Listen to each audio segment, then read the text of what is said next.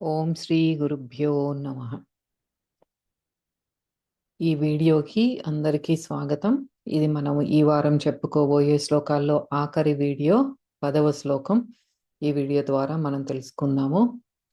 మరి ఇప్పటి వరకు కూడా మనకి కర్మయోగము, నిష్కామ కర్మయోగముకున్న ప్రాముఖ్యత పరమాత్మ అనేక శ్లోకాల్లో మనకి చెప్తూ వస్తున్నారు.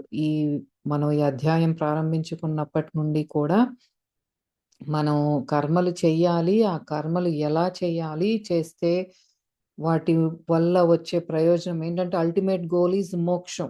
ఆ మోక్షానికి నిష్కామ కర్మయోగమే మీకు తగిన మార్గము. దాన్నే మీరు ప్రాక్టీస్ చేయాలి అని అట్లా చెప్పుకుంటూ వచ్చి దానివల్లే మనకి అంతఃకరణ శుద్ధి అనేది జరుగుతుంది. మన లోపల ఎప్పుడైతే శుద్ధి జరుగుతుందో మన ఇంద్రియాలు, మనస్సు అంతా కూడా మన ఆధీనంలోకి వస్తాయి. యజమాని ఆధీనంలోకి నౌకర్లొస్తారు.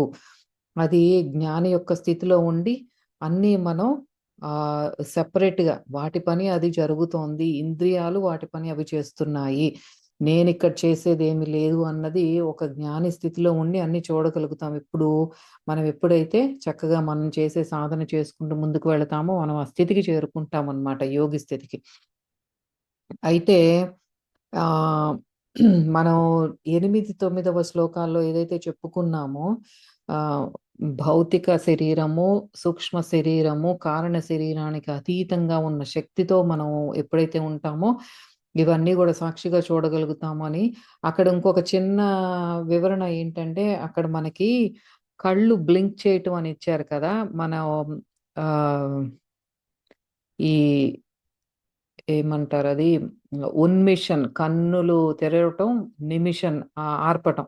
ఉన్మిషన్, నిమిషన్ అన్నది ఆ పాయింట్ ఏంటంటే, వేరే భగవద్గీతలో నేను తెలుసుకున్నదేంటి అంటే, అది రిలేటెడ్ టు మనకి ప్రాణవాయువులు, మెయిన్ వాయువులు, ఈ పంచవాయువులు అని చెప్పుతాము. వాటికి ఇంకా ఉపవాయువులు కూడా ఉన్నాయి. అవే నాగ, కూర్మ, క్రికర, దేవదత్త, ధనంజయ. ఇవి ఉపప్రాణాలు అంటారు. ఉప ప్రాణవాయువులు అని కూడా అంటారు. ఈ నాగ, కూర్మ, క్రికర, దేవదత్త, ధనంజయ. ఇవేంటంటే ఈ మన లోపల జరిగే మనకి ఇప్పుడు తేపులు రావటం కానీ, ఎక్కిళ్ళు రావటం కానీ, ఈ కళ్ళు ఆర్పటం, ఆ రిఫ్లెక్స్ ఏదైతే ఉందో మనం ఇమ్మీడియేట్‌గా కళ్ళు మనకి లోపల తడిగా ఉంటుంది. ఆ కన్ను ఆర్పటం ఆగిపోతే మనకి ఎప్పుడైతే శాంభవి ముద్ర ఈ ప్రాక్టీస్ చేసేటప్పుడు కళ్ళు మండుతూ ఉంటాయి. ఎందుకంటే అది అట్లా పైకి చూస్తూ ఉంటాం కాబట్టి. ఆ బ్లింక్ రిఫ్లెక్స్‌ని కళ్ళు మూయటం అనేది కూడా మన లోపల ఒక ప్రాణవాయువు అది కంట్రోల్ చేస్తూ ఉంటుందనమాట.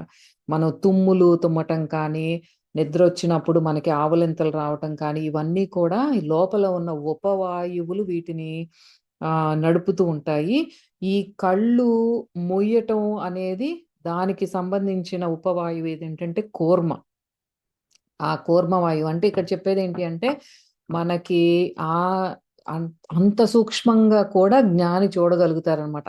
జరిగేయి ఈ ఆ ఉప ప్రాణ వాయువుల మీద కూడా పట్టు రావటం కానీ, అవి చేసే పనులు కూడా సాక్షిగా చూడటం కానీ కూడా జరుగుతుందనమాట. అది మనం ఆహ్, అక్కడ ఆ పాయింట్ నేను చెప్దాం అనుకున్నాను.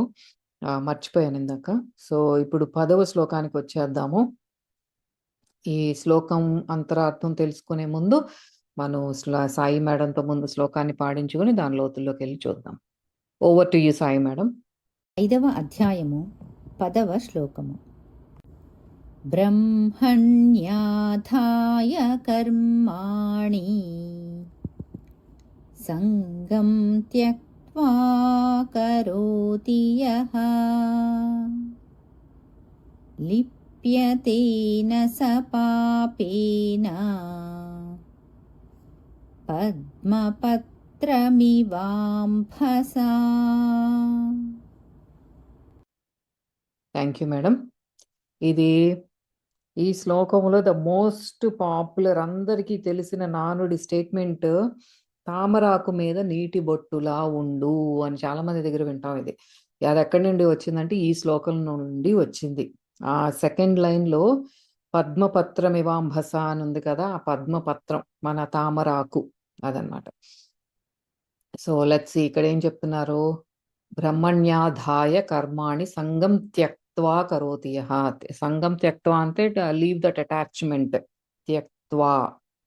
సో దీనికి డైరెక్ట్ మీనింగ్ ఏంటంటే, ఎవరైతే ఫలేచ్ఛను వదిలిపెట్టి, మళ్ళీ అగైన్ నిష్కామ కర్మయోగం ప్రతి దాంట్లోనూ వస్తుంది, ఫలం మీద ఇచ్ఛను వదిలిపెట్టు, దాన్ని వదిలిపెట్టి తాను చేసే కర్మలని ఈశ్వరునికి సమర్పించి కర్మలను చేయుచున్నాడో అతడు తామరాకు నీటిలో ఉన్న నీరు దానికి అంటనట్లు కర్మఫల పాపముతో అంటడు, అంటే కర్మలకు బద్ధుడు కాడు అని ఇక్కడ భావం అన్నమాట.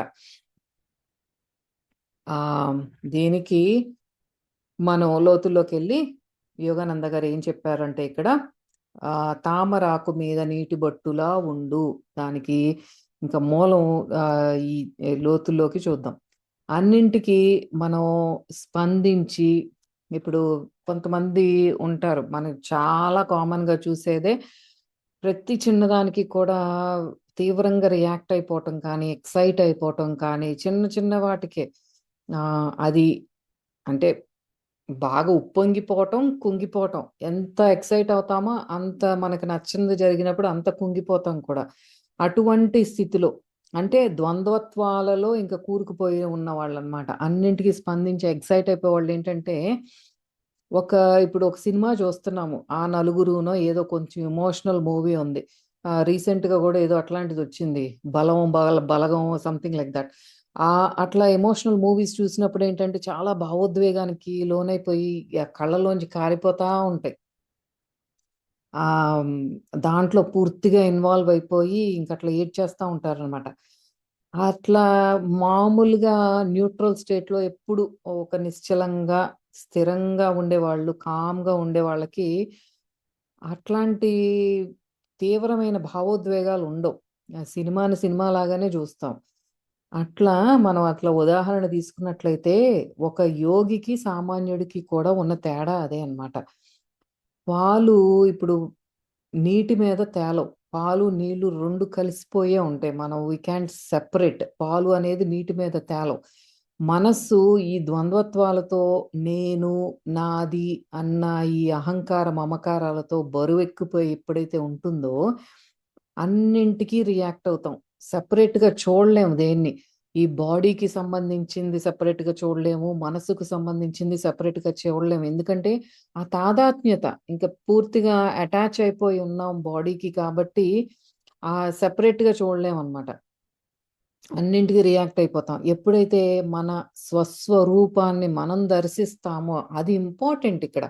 నాట్ జస్ట్ థియరిటికల్ గా ఈ ఎన్ని పుస్తకాలైనా చదవు, ఎన్నైనా చెయ్యి, ఆ థియరిటికల్ గానే అది కూడా మనకు ఒక ఇల్యూజన్ అనమాట. ఓ నాకు నిజంగానే ఈ అనుభూతి జరుగుతోందా అన్న ఇల్యూజన్ లోకి కూడా వెళ్తాం. అది కాదు, మన స్వస్వరూపాన్ని మనం దర్శిస్తాము అంటే మనకి దేంతోనూ అంతకు ముందు చెప్పుకున్నట్టు ఆ స్థిరత్వం వచ్చేసింది, మనకి దేంతోనూ అంత చంచలత రావట్లేదు. ఆ లోపల కూడా ఆనంద స్థితిని మనం అనుభూతి చెందుతున్నాము. అది ఎప్పుడైతే మన అనుభవపూర్వకంగా ఉంటుందో, అంటే సెల్ఫ్ రియలైజేషన్, నాకు ఆ స్వీయంగా నేను ఆ ముక్త స్థితిని అనుభూతి చెందుతున్నాను అన్నప్పుడు, వెన్న తేలినట్లు, ఇప్పుడు మజ్జిగ మీద ఎట్లా అయితే వెన్న తేలుతుందో, ఈ మాయ అనే ఈ విషపు నీరు అంటుకోకుండా మనం ఈ ప్రపంచంలోనే ఉంటాము, కానీ వాటికున్న మలినాలు కానీ ఆ విషం కానీ మనకి ఏది అంటుకోదు. దీనికి యోగపరంగా ఇంకా మనకి పరమహంస యోగానంద గారు డీపర్ గా ఇచ్చారు ఈ పాయింట్ మీద. ఏది, ఈ వెన్న తేలుతున్నట్టు, తామరాకు నీటి మీద తేలుతున్నట్టు, అది ఎట్లా మనం తీసుకోవాలంటే, ధ్యాన సాధనలో మనం ప్రాణాయామ చేస్తూ, మనకి ఈ ప్రాణాయామ చేస్తున్నప్పుడు ఏమవుతోంది, ప్రత్యాహార జరుగుతోంది. బయట నుండి బయటికి నిత్యం ట్రావెల్ చేసే సెన్సెస్ ని అంతర్ముఖం చేస్తున్నాం మనం. లోపలికి తీసుకొస్తున్నాము అంటే ఏదైతే శక్తి ఈ సెన్సెస్ ద్వారా బయటికి వెళ్తోందో ఆ శక్తిని మనం శరీరంలోకి, అంటే లోపల ఎన్నో అణువులు ఉన్నాయి, ట్రిలియన్స్ ఆఫ్ సెల్స్ ఉన్నాయి. ఆ కణాల నుండి ఉన్న శక్తిని, ఆ నరాల ద్వారా ప్రవహించే శక్తిని అంతటిని కూడా మన వెన్నుపూసలో, ఆ స్పైనల్ కాలంలో, అక్కడ నుండి, అంటే భౌతిక దేహంలో స్పైనల్ కాలం అంటున్నాం. ఆ స్పైనల్ కాలంలో నుంచి ఎప్పుడైతే మనం శక్తిని పెట్టుకున్నామో అక్కడ నుండి సూక్ష్మ శరీరంలోకి, అంటే సుషుమ్నా మార్గం, సుషుమ్న వజ్ర చిత్ర నాడి ద్వారా అందులో నుంచి ఇంకా కారణ శరీరంలోకి ఆ శక్తిని మనం లోపలికి ఇంకా ఇంకా లోపలికి తీసుకెళ్తున్నాం. అంటే బ్రహ్మనాడిలోకి ఇది ప్రవేశిస్తుంది. ఎప్పుడు మనం ఈ శక్తిని అంతా ప్రత్యాహార చేసినప్పుడు అంత డీప్ గా లోపల కాజల్ బాడీ, మన కారణ శరీరంలో ఉన్న బ్రహ్మనాడిలోకి వెళ్తుంది. దానికి ఆ పేరు బ్రహ్మనాడి అని ఎందుకు వచ్చిందంటే, ఆత్మ అంటే బ్రహ్మము బ్రహ్మరంధ్రం ద్వారా ఎంటర్ అయింది. ఈ నాడి ద్వారానే మనకి కిందకి రావటం, ఆ శక్తి కిందకి రావటం కానీ ఆ శరీరంలోకి రావటం కానీ జరుగుతుంది. మళ్ళీ అదే నాడి ద్వారా యోగం, ఎప్పుడైతే మనం ఈ స్పిరిచువల్ పాత్ తీసుకున్నామో ఆ యోగి చేసే సాధన ద్వారా మళ్ళీ శక్తిని ఆ బ్రహ్మనాడి ద్వారానే పైకి తీసుకువెళ్తున్నాం. సుషుమ్న అంటున్నాము, సుషుమ్నాకి ఇంకా లోతుల్లో ఉన్నది ఏంటంటే బ్రహ్మనాడి. ఆ శక్తిని అందులోకి తీసుకెళ్తున్నాము, అందుకే దానికి ఆ పేరు బ్రహ్మనాడి అని. బ్రహ్మరంధ్రము ద్వారా బ్రహ్మము, ఆత్మ మనలోకి ప్రవేశించిన ద్వారం అన్నమాట అది. అయితే ఈ ఇట్లా శక్తి అంతా కూడా కణాల్లో నుంచి, నరాల్లో నుంచి, నాడుల నుండి ఈ బ్రహ్మనాడిలోకి తీసుకెళ్ళేటప్పుడు యోగి అనుభూతి చెందేది, ఈ కర్మలన్నీ కూడా భగవంతుడికి అర్పితం చేస్తున్నాను, అది అక్కడ వచ్చే ఆ ఫీలింగ్ అన్నమాట. ఇంకా నాదంటూ ఏమీ లేదు, అంతా ఏదైతే ఆ కర్మలన్నీ కూడా తీసుకెళ్ళి నేను బ్రహ్మనాడిలో, అంటే శక్తి అంతా కూడా తీసుకెళ్ళి నాడీ శుద్ధి జరుగుతోంది. నాడుల నుండి కూడా నా శక్తిని అంతా తీసుకెళ్ళి నేను బ్రహ్మములో ఐక్యం చేస్తున్నాను. బ్రహ్మ నాడిలో ఉంది ఇప్పుడు నా శక్తి. అంటే నా కర్మలు ఏదైతే ఆ నాడులలో ఉన్నాయో అవన్నీ కూడా భగవంతుడికి నేను అర్పితం చేస్తున్నాను. బ్రహ్మనాడిలో ఆ పరబ్రహ్మానికి నేను అర్పితం చేసుకుంటున్నాను. I'm surrendering all my karmas. Surrender చేస్తున్నాను నేను పరబ్రహ్మానికి అని అనుకుంటున్నాడు. ఆ క్రమంలోనే అనుభూతులు కూడా కలగటం అనేది మొదలవుతాయి. అక్కడే మనకి కొంతమందికి అక్కడే ఎక్కువ కాలం ఉన్నప్పుడు సిద్ధులు రావటం కానీ, మనకి మెడిటేషన్ ఎక్స్‌పీరియన్సెస్, కాంతులు కనిపించటం, కలర్స్ కనిపించటం, జ్యోతి కనిపించటం, ఇవన్నీ కూడా జరుగుతూ ఉంటాయి. ఆ అనుభూతులకి అట్రాక్ట్ అయితే మళ్ళీ దేహాత్మ భావన వచ్చేస్తుంది. మళ్ళీ కిందకి పడిపోతాం. అది జరుగుతోంది. అది గూడా మనం సాక్షిగా చూడాల్సిందే కానీ, నలుగురికి మీటింగ్ బెట్టుకొని అక్కడ నాకు అనుభూతులొచ్చేసినియి, ఎక్స్‌పీరియన్సెస్ వచ్చేసినియి అని మళ్ళీ మనకేంటంటే అహం ఎప్పుడు మనం తొంగి చూస్తూనే ఉంటుంది. ఆ బాటిల్ చెప్పాను గదా! ఆ బాటిల్ మనకి అట్లాగే ఉంటుంది. అది పడిపోవాలి. నాకొచ్చింది భావన, ఆ నేను అనేది పడిపోవాలి. అయన్నీ చూస్తూ ముందుకు వెళ్ళిపోవాలంతే. అస్సలైనది పట్టుకునేంత వరకు మనం అట్లా జాగ్రత్తగా ఉండాలి. అట్లా యోగి బ్రహ్మనాడి ద్వారా బ్రహ్మరంధ్రానికి తన శక్తిని తీసుకువెళ్తాడు. అక్కడ అహం కానీ, ఈ దేహాత్మ భావన కానీ అన్నీ పడిపోతాయి. మనం ఎప్పుడైతే ఆ బ్రహ్మరంధ్రం, ఆ ఫైనల్ స్టేట్ ఎక్కడ స్టార్ట్ అయ్యామో మన జర్నీ అక్కడ ఎండ్ అవుతోంది. అక్కడికి వెళ్ళే వరకు కూడా జాగ్రత్తగా ఉన్నప్పుడు ఇంకా మనకి ఈ దేహాత్మ భావన పూర్తిగా పడిపోతుంది. ఆ బ్రహ్మాత్మైక్య స్థితిలో తన పాత కర్మలన్నీ కూడా దగ్ధం చేసుకుంటాడు. అక్కడ తొలి దశ అంటే సవికల్ప సమాధి స్థితి. సమాధి స్థితిలో కూడా చాలా స్టేజెస్ ఉంటాయి కదా! మనకి మెయిన్‌గా చెప్పుకోవాల్సింది సవికల్ప, నిర్వికల్ప సమాధి స్థితులు. ఈ సవికల్ప సమాధి స్థితిలో ఏమవుతోంది? భగవంతుడు ఉన్నాడు, సృష్టి కాదు భగవంతుడే అన్నట్టు ఉంటుంది. అంటే మనం సృష్టిని సెపరేట్‌గా చూస్తున్నాం. ఆహ్, సముద్రాన్ని, అలలని సెపరేట్‌గా చూస్తున్నాం. సముద్రం ఉంది, అలలు వేరు అనుకుంటున్నాం. అది సవికల్ప సమాధి స్థితి. అది భగవంతుణ్ణి చూడగలుగుతున్నాడు, కానీ ఇంకా ద్వంద్వత్వం పూర్తిగా పోలేదు. అయితే ఇంకా అడ్వాన్స్‌డ్ స్టేట్‌లోకెళ్ళినప్పుడు ఏమవుతుంది? నిర్వికల్ప సమాధి స్థితి. ఆ స్థితిలో భగవంతుడు ఈ రక్తమాంసాలతో కూడిన శరీరం ద్వారా ప్రకటితమవుతున్నాడు. ఆయనే ఈ కర్మలన్నీ లోపల ఉండి నడిపిస్తున్నాడు. ఆ స్థితిలో భగవంతుడు, సృష్టి వేరు కాదు, అంతా ఒక్కటే. అది జ్ఞాని యొక్క స్థితి. అలా జ్ఞాని స్థితికి వెళ్ళినప్పుడు ఏమవుతుంది? అలలు, సముద్రము వేరు కాదు అని అంతా ఈ విశ్వ చైతన్యంలో భాగమే అని తెలుసుకుంటాడు. ఇంకా దేర్ ఇస్ నో సెపరేషన్. ఈ ఒక వస్తువుకి నాకు ఎటువంటి గోడలు ఏమీ లేవు, అంతా ఒకటే కలిసిపోయింది. భగవంతుడు, సృష్టి, ఆకు, చెట్లు, కొమ్మలు అన్నీ ఒకటే.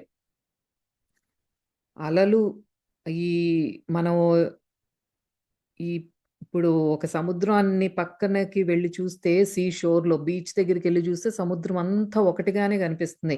పైన ఎగిసే కెరటాలు, లోపల ఉన్నది, ఆ లోపల తిరిగే చేపలు కానీ, సముద్రంలో ఉండే జీవరాశులు కానీ అంతా కూడా it's all part of that ocean అన్నట్టే చూస్తాం. అలా జ్ఞాని యొక్క స్థితి ఆ పక్క నుండి చూసేదంతా ఆయన దృష్టి అట్లా ఉంటుందన్నమాట. అలాగే తాను చేసే కర్మలన్నీ కూడా ఎటువంటి రాగద్వేషాలు లేకుండా చేస్తాడు. ఇంకేమి లేదు, లోపలంతా శూన్యత. దెర్ ఈజ్ నో ఈ లైక్స్, డిస్‌లైక్స్, ఇది అది అసలు అది చెప్పుకోవటానికి కూడా ఏముండదక్కడ. కంప్లీట్ జీరో స్టేట్ అన్నమాట. అది నిర్వికల్ప సమాధి స్థితి. అది హైయెస్ట్ పాయింట్ అన్నమాట. పినాకిల్ అది. మనం రీచ్ అవ్వాల్సింది అది. అది ఇంకా ద కంప్లీట్ వన్. ఆ వన్నెస్ స్టేట్ అంటే అది ఆ స్థితి. దాని గురించి చెప్తున్నారు. ఇక్కడ ఇంతవరకు మనకి పరమహంస యోగానంద గారు గాడ్ టాక్స్ విత్ అర్జునాలో ఇచ్చారు. దానికి ఇంకొద్దిగా చెప్పుకోవాల్సింది ఏంటి అంటే, ఇప్పుడు ఇక్కడ మనకి మెయిన్ కీ పాయింట్ ఈ శ్లోకంలో ఏంటంటే సరెండర్, అర్పణ, సమర్పణ భావన అనేది ఈ శ్లోకం ద్వారా చెప్తున్నారు. సంగం త్యక్త్వా కరోతి యః, అది పద్మపత్రం వివాంభస, పద్మపత్రం లాగా మనం ఎలా ఉండాలి అంటే బ్రహ్మణ్యాధాయ కర్మాణి, ఆ బ్రహ్మమునకు అర్పించే కర్మలు లాగా ఉండాలి. ఈశ్వరునికి సమర్పించి కర్మలు చేయిస్తున్నాము. అటువంటి స్థితిలోనే మనం ఇంకా అంటుకోకుండా దేనికి ఉంటాము అంటే, ఈ సమర్పణ, అర్పణ, సరెండర్ ఏదైతే ఉన్నదో అది చాలా చాలా శక్తివంతమైనది. మన ఊరిని లూజ్‌గా వాడేస్తాం. సరెండర్ అని. ఆ లోతులోకి వెళితే ఈ సరెండర్ చేసేది ఏంటి అంటే, మనం మన దుఃఖాన్ని, నష్టాన్ని, లాభాన్ని, సుఖాన్ని అన్నీ అర్పించేస్తాం. ఏది నాది కాదు. మనం ఏం చేస్తాం, సుఖాన్ని మనం తీసుకొని దుఃఖం వచ్చినప్పుడు మాత్రం దేవుణ్ణి బ్లేమ్ చేస్తాం. నాకెందుకు ఇంత దుఃఖం ఇచ్చావు? నేనేం పాపం చేశాను? నేను ఇన్ని మంచి కర్మలు చేస్తున్నాను అని దుఃఖం వచ్చినప్పుడు మాత్రం వెంటనే క్వెషన్ చేస్తాం. సుఖం వచ్చినప్పుడు ఇదేంటి నాకు ఇన్ని $1 మిలియన్, నేనేం చేశానని నాకు ఇంత $1 మిలియన్ నాకు లాభం వచ్చేలాగా చేశావు అని ఎప్పుడు క్వెషన్ చెయ్యం. సుఖాన్ని మాత్రం మనం తీసుకుంటాం, దుఃఖాన్ని మాత్రం ప్రశ్నిస్తాం. అది కాదు సమర్పణ అంటే. ఏది అయినా సరే అదంతా భగవదార్పణే. దెర్ ఈజ్ నో చూజింగ్ లేదు ఇక్కడ. నేను ఇది చూజ్ చేసుకుంటాను, ఇదేమో నీకు సరెండర్ చేస్తాను అనేది లేదు. సరెండరెన్స్ ఈజ్ కంప్లీట్ సరెండరెన్స్. అందులో ఇంకా నా సంకల్పం అంటూ ఏమి లేదు, నా సమర్థత ఏమీ లేదు, అంతా నీదే.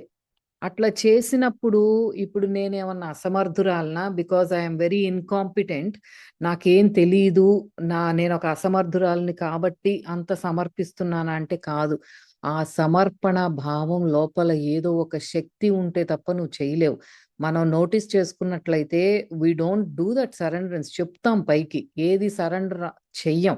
అందుకనే మనం దుఃఖంలో ఉంటాం. మనకు ఒక బాధ వచ్చింది, నేను భగవంతుడికి చెప్పుకున్నాను, అయిపోయింది, ఆయనే చూసుకుంటాడు అంటే, అలా చెప్పుకున్న ప్రతి ఒక్కళ్ళు నిత్య ఆనంద స్థితిలో ఉండాలి. కానీ మనం ఉంటున్నామా అంటే, భగవంతుడి మీద మనకు అంత విశ్వాసం ఉందా? నిజంగానే మనం సరెండర్ చేసామంటే లేదు. సగం సగం చేస్తా ఉంటాం. నువ్వు ఒక క్వార్టర్ తీసుకో, నేను ఇంకొక 3 క్వార్టర్స్ నేను పెట్టుకుంటాను. ఆ దుఃఖాన్ని నేను అనుభవిస్తాను. ఎందుకు నాకు ఈ నష్టం జరిగింది? నాకెందుకు ఇప్పుడు ₹1,00,00,000 పోయినయి? నేను దుఃఖాన్ని అనుభవిస్తాను. ఒక క్వార్టర్ మాత్రం నీకు చెప్పుకున్నాను గదా! కొంచెం తగ్గింది నా దుఃఖం, కొద్దిగా సమర్పిస్తానులే నీకు అన్నట్టు చేస్తాం మనం. అందుకే దుఃఖం అనేది మనం వదిలిపెట్టదు. ఎందుకంటే ఏది పూర్తిగా చెయ్యం. అన్ని సగం సగం పనులు చేసేయన్ని. అది. అదే మనం గమనించుకోవాలి. అంతా నీదే అంటున్నప్పుడు ఇంక ఏది మనది గాదు.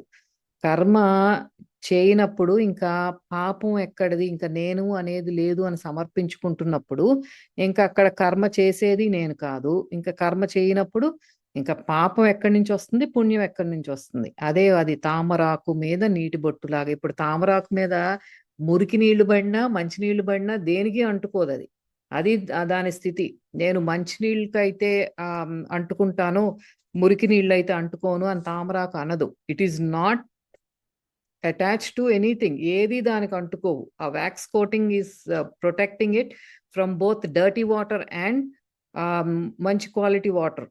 అది ఏది దానికి అంటుకోవు. అయితే ఎవరైతే అన్ని కర్మలు పాపం పుణ్యం అన్నీ కూడా అర్పితం చేస్తాడో ఏ కర్మలు కూడా తనకి అంటుకోవు. ఎందుకంటే చేసేది తను కాదు కాబట్టి. ఆ కంప్లీట్ సరెండరెన్స్ లో కూడా మనకి లోపల కర్త భావన అనేది పోతుంది. అది కూడా నిగూఢమైన ఒక శక్తి రూపమే కానీ అసమర్థత కాదు.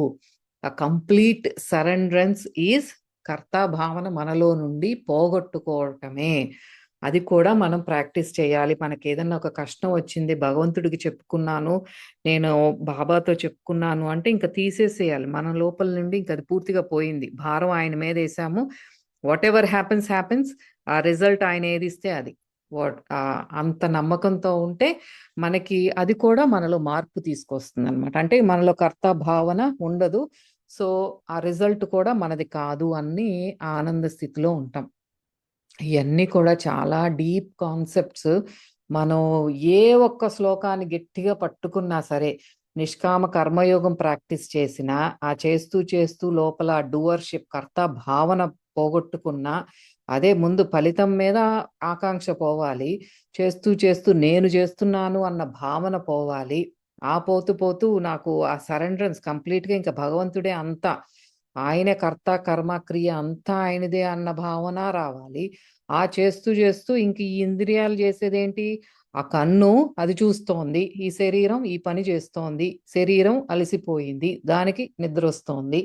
అలా సాక్షిగా చూసే తత్వాన్ని మనం డెవలప్ చేసుకోవాలి. మరి ఇంకేం చెప్పుకున్నాము, ఇవన్నీ చేయగా చేయగా మనకే యజమాని ఎవరు, ఎవరు నౌకర్లు అనేది కూడా మనకు ఒక క్లారిటీ వస్తుంది. మన ఇంద్రియాలకు కూడా కొంచెం ఆ క్లారిటీ కావాలి. పాపం ఏ యజమాని అనుకొని మన రూల్ చేస్తున్నాయి సోఫా. సో వాటికి కూడా కొంచెం క్లారిటీ వస్తుంది. మనం ఎప్పుడైతే యజమానిలాగా ఒక సట్టకా ఎదిలిస్తామో వాటికి కూడా తెలుస్తుంది. సో ఇవన్నీ మన చాలా పనులు ఉన్నాయి. ఎంతవరకు ప్రాక్టీస్ చేయాలో ఎవరికి వాళ్ళు చెక్ చేసుకొని అదొక ప్రాక్టీస్ లాగా చేస్తేనే మనం ఈ జన్మ ఎందుకు తీసుకున్నామో దాని సార్థకత అనేది వస్తుంది. ఇంత టైం మనం భగవద్గీతతో స్పెండ్ చేస్తున్నందుకు కూడా దానికి ఒక ఆ టైంకి ఒక విలువ, ఎందుకు ఏమి చేస్తున్నాను అనేది ఒకటి ఏ చేంజ్ వస్తే తప్ప మనకి దానికి ఈ టైం పెడుతున్నాను అన్నదానికి ఒక విలువ ఉండదు. So please try to put all these things in to practice. ఏదైతే కీ పాయింట్స్ మనం తెలుసుకున్నామో అన్ని ప్రాక్టీస్లో పెడదాం. నేను అట్లాగే పెడుతున్నా. ఒక శ్లోకం చదువుతున్నానంటే ఒక రోజంతా అట్లాగే రమణ మహర్షిలా ఉండుంటారు అని అదే ప్రాక్టీస్ చేస్తున్నాను. ఇది మాట్లాడుతోంది, నా నోరు మాట్లాడుతోంది, నా కన్ను చూస్తోంది, రిపీటెడ్గా నాకు నేను అలా చెప్పుకుంటున్నాను. ఆ చెప్పుకునే కొద్దీ నిజంగానే ఆ బాడీ ఏదైనా సెపరేట్గా ఉందా అన్న ఫీలింగ్ ఆటోమేటిక్గా వస్తుంది. మీరు ప్రాక్టీస్ చేసి చూడండి, డెఫినెట్గా యుల్ ఫీల్ దట్ వే. యోగం చేస్తున్నప్పుడు కూడా, ప్రాణాయామం చేస్తున్నప్పుడు కూడా ఈ బాడీ చేస్తోందని సపరేట్గా చూడండి. ఏది ఎక్స్పెక్ట్ చేయొద్దు. ఏదో ఎక్స్పీరియన్స్ కావాలి, పక్కన వాళ్ళు ఏదో చెప్పారు నాకు అది ఎక్స్పీరియన్స్ కావాలన్న ఆలోచన వదిలేసేయండి. ఎవ్రీథింగ్ ఈజ్ నిష్కామ కర్మయోగం అంతే. So meet you all in the next, మళ్ళీ వచ్చే వారం కలుద్దాము. అంతవరకు సెలవు. శ్రీకృష్ణార్పణమస్తు.